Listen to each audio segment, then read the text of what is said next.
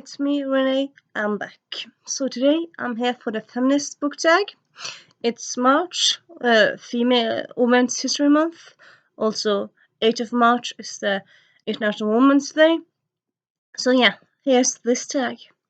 I counted to do this earlier, didn't happen, so yeah, here I am doing it. The month isn't over yet, so yeah. So I found this kind of Googling around on YouTube, just kind of checking out if there was such thing as a a feminist book tag. There is. I'll link the channel that I saw it on. I don't think that's creator. I'll link both of those down below, because of course. And yeah, let's start. Sorry. First we have name a book where the female friendships are prioritized. So, sadly, that doesn't really happen in all the books. Like, a lot of times, friendship is not really the focus. But, like, in the books that I read, quite a few really have that. So, I'm gonna deciding to go for. Give me a little moment.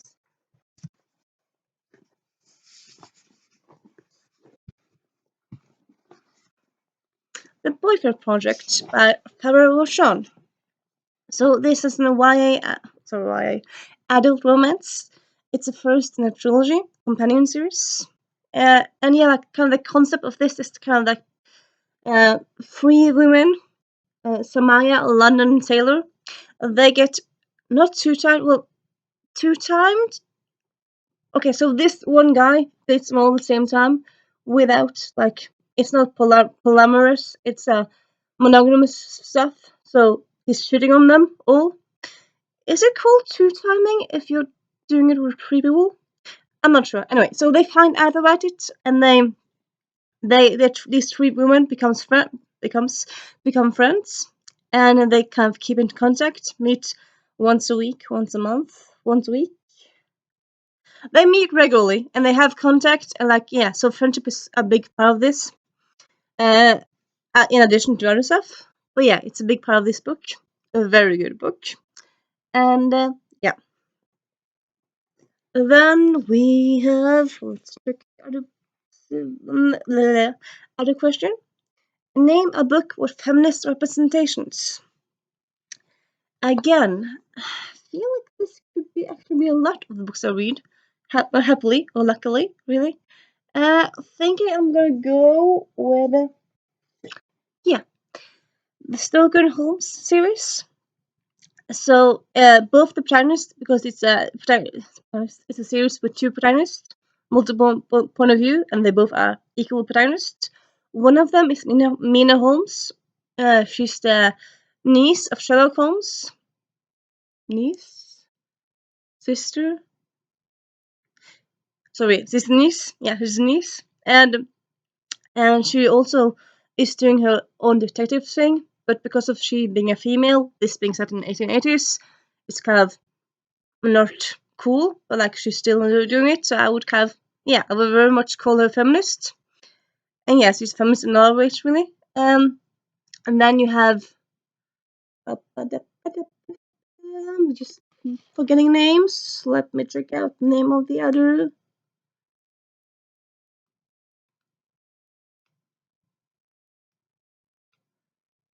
Blah blah blah blah blah blah blah blah blah.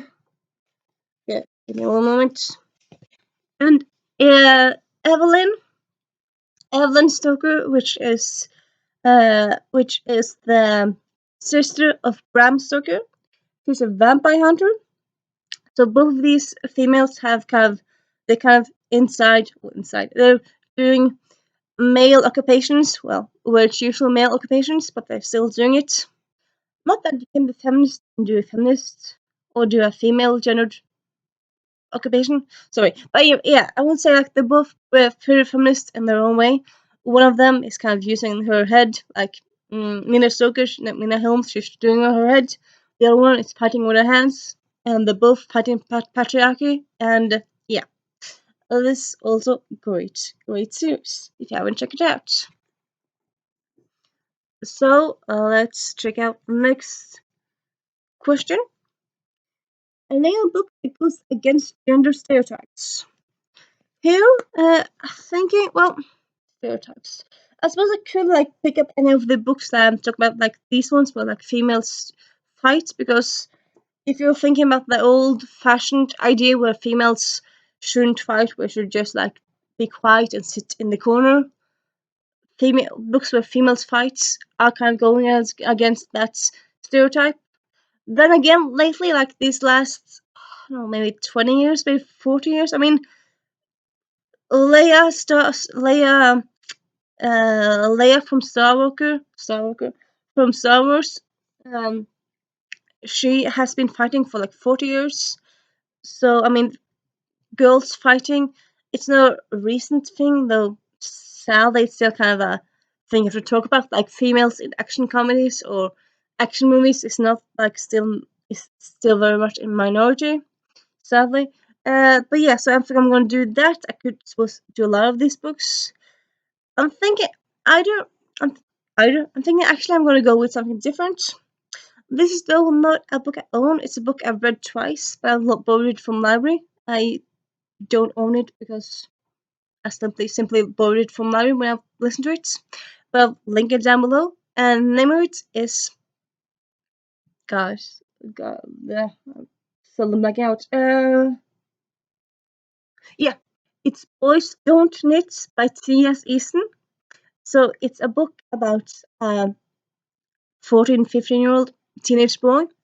He tries to he tries to break in into a store, I think, or like he just like something minor. Instead of so the judge instead of giving him jail time, I suppose because this is a book set in the UK, not US, and because the boy is white, not African American or black. I suppose there's a lot of factors into it. But yeah, anyway, the judge does not give him jail time. He gets community service.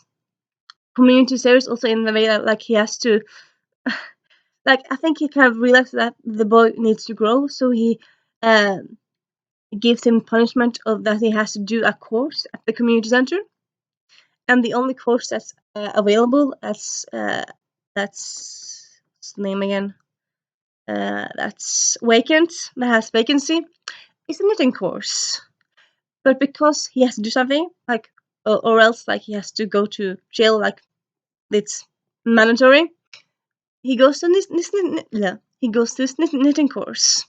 So in there, like first it's like knitting, so stupid, but then slowly he starts to enjoy it, and it goes to a knitting championship. There's actually a second book in the series. It's duology, so the second and last book takes place in New York, where he's part of a knitting competition over there. And yeah, so like boys don't knit. So yeah, during that book, and also boys can also be feminists. Well, silly to me to say, but just kind of saying it. Sometimes obvious has to be said. Boys can also be feminists. So yeah, let me check out. Blah blah blah blah blah.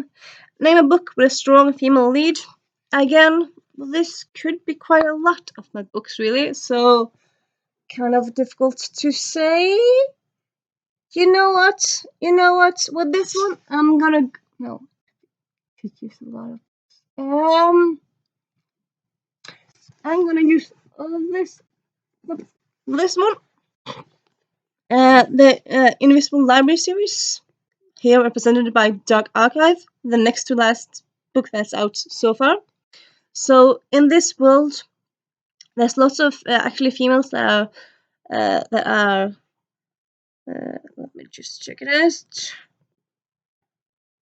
Blah blah blah blah blah blah blah blah blah.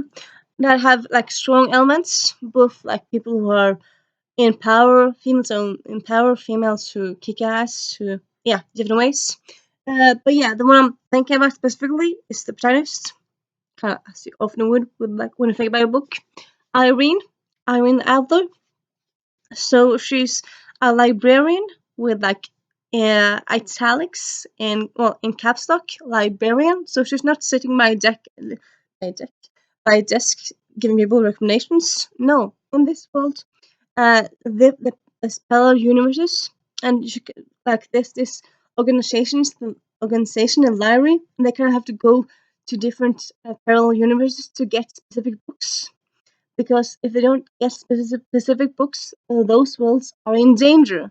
So yeah, quite a favorite plotline for any book bibliophile.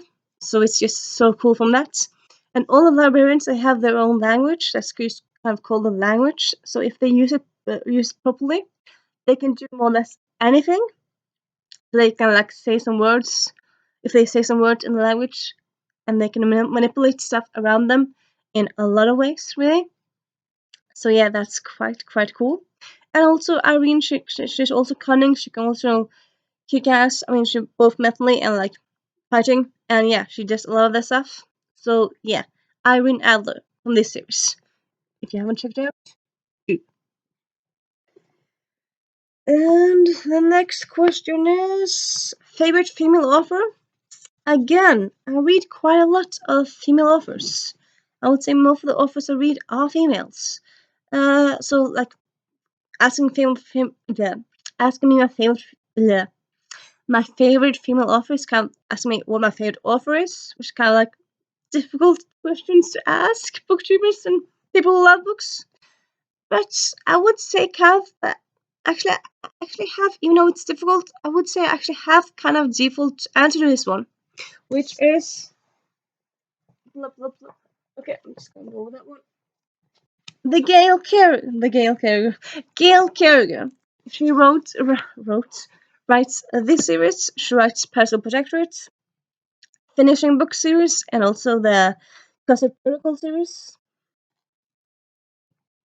And then there's this small little novella she also writes. And yeah, I love her books. Well, I love most of her books, and some of the books I enjoy. She also has a cool presence online. She just feels very approachable and down to earth and nice. And she also has this Facebook lives where you can chat to her and ask her questions. And yeah, I'll just kind of say everything about Gail Carriger makes me really like her and think she's one of my favorite authors. So yeah, Gail Carriger. If you haven't read her, check her out. So yeah, and then we have blah blah blah. Name a book with no romance in it. Interesting, quite interesting. This one, I should have done some preparation because this one is quite simple, I would say, with no romance in it. No romance. I'm doing a little thinking now.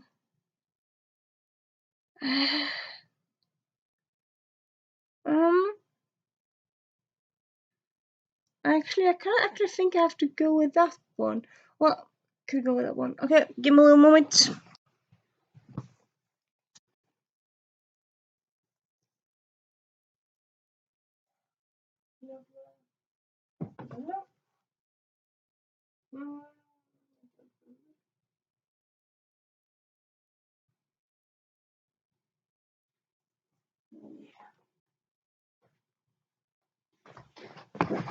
So, I suppose I could have gone with nonfiction because nonfiction, not all of them have romance in them.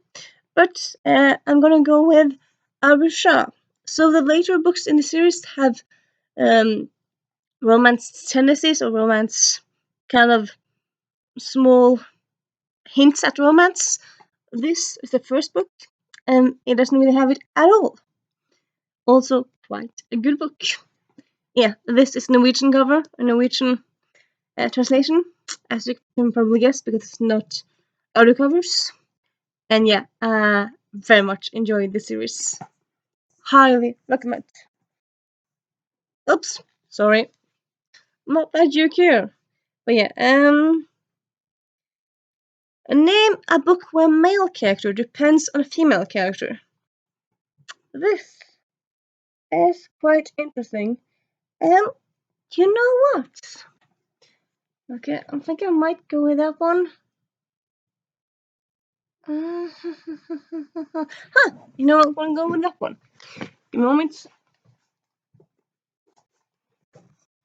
So I'm going with Kindred by Octavia Spencer. Sorry, E. Butler. I suppose probably shouldn't say exactly what it is in case you haven't read it, but yeah, at some points in this story, the protagonist's love interest has to rely on the protagonist, the love interest being male, and the protagonist being female, and yeah, just this book in general, very very good. Raw and heartbreaking at times, but also very good. Also, it's becoming a movie, so yay, interesting. Let's check out blah blah blah blah blah. And then the last question says, choose a feminist book to read in 2017. I'm guessing because probably this tag was probably created in 2017. So me sadly not having a time machine, I can't go back and read a feminist book in 2017. Well, I probably read a feminist book in 2017. It's not that unlikely. But yeah, so I'm just gonna say pick a book that I plan to read soon. That thinking is feminist. Now, which one would that be? Kind of this one.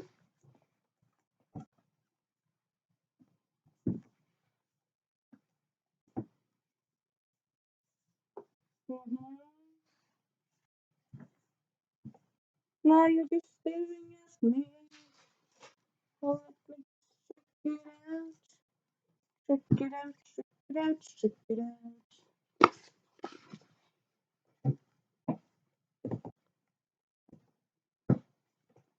Yeah. Okay. So I just ends up picking up 3 books because I'm extra. I go the extra mile. But yeah. Oops. Okay.